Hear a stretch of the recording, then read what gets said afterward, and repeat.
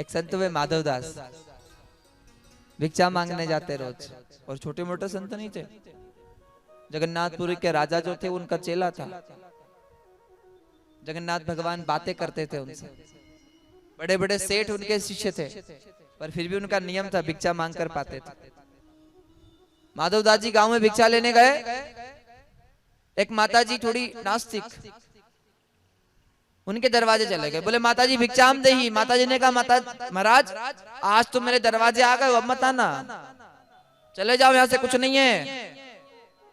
एक बात ध्यान रखना, आपके दरवाजे कोई मांगने आए ना तो मना मत करना, जो श्रद्धा बने वो दे दो, और उसको दान देने के बाद भगवान के मंदिर में जाकर भगवान को धन्यवाद दे दो कि भगवान आपकी कृपा है कि आपने मुझे देने वाला बनाया। महाराज कैसा, मैं देता रहूं, तू मुझे देता रहे, मैं औरों को देता रहूं, और देने वाला बनाया।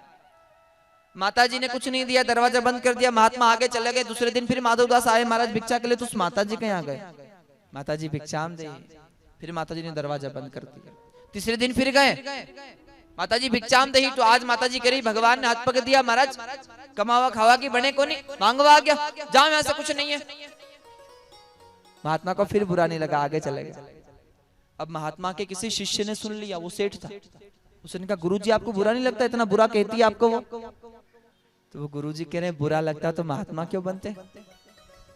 क्या जी, कहने वाले को कहने दो। अब एक दिन फिर गए भिक्षा लेने, तो आज घर में वो माताजी पोता लगा रही है चौके पे। चौका समझते हो? रसोई में पोता लगा रही है।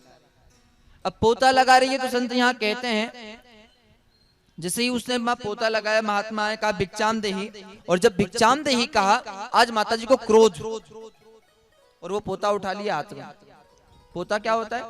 जिसमें गाय का गोबर, पीली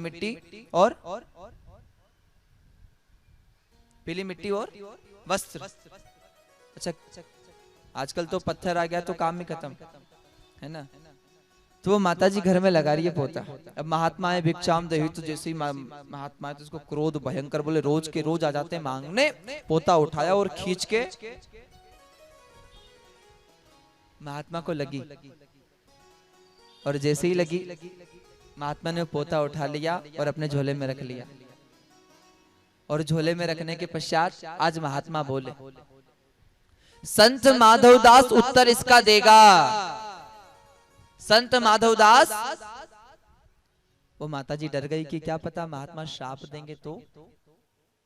और जैसे ही कहा ना महाराज, वो माता जी दौड़ कर गई गुरु जी के चरणों में, रोने लगी, महात्मा क्षमा कर दो। बोले नहीं, आज तूने मुझे, संत माधवदास उत्तर इसका देगा, और पोता तूने दिया है मुझे तो पोता ही तुझे मिलेगा। उन माता जी के यहाँ एक बेटा था जिसके ब्याह के 15 साल हो गए थे, पर उसके यहाँ कोई संतान। आज गुरु जी ने कह दिया पोता तूने दिया है तो पोता ही तुझे मिलेगा। अब उस वस्त्र को ले गए झोले में रख के मंदिर, और मंदिर में जाकर उस वस्त्र को साफ किया, अच्छे जल से सुखा दिया, उसकी बनाई बाती। शाम के समय जगन्नाथ भगवान के मंदिर में गए,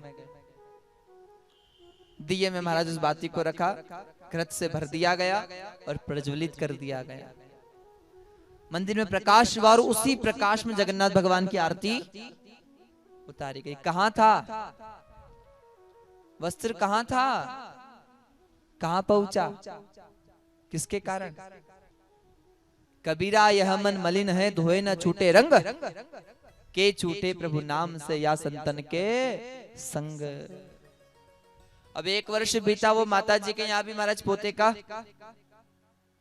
गांव की माताएं आई और गांव की माताएं कह रही है 15 बरस हो गए थे तेरे बेटे के विवाह को, अभी तक तो महाराज कोई खुशखबरी थी नहीं, 15 वर्ष बाद चमत्कार हो गया, तूने कोई उपाय किया था? बोले हाँ, मेरे यहाँ एक महात्मा आए थे। अच्छा, तो महात्मा को भोजन कराया होगा, दक्षिणा दी होगी? बोले नहीं, भोजन कराती तो कहीं बात थी। फिर बोले पोता दियो ना प्रेम से, मैं तो दियो मार, और ऐसे पुण्यन से सखी मेरे पोता खेलत द्वार, जो मैं ऐसे संत को देती प्रेम प्रसाद, तो घर में सुत उपजते जैसे ध्रुव और प्रहलाद। ये है, तो कभी संत का अपमान नहीं महाराज।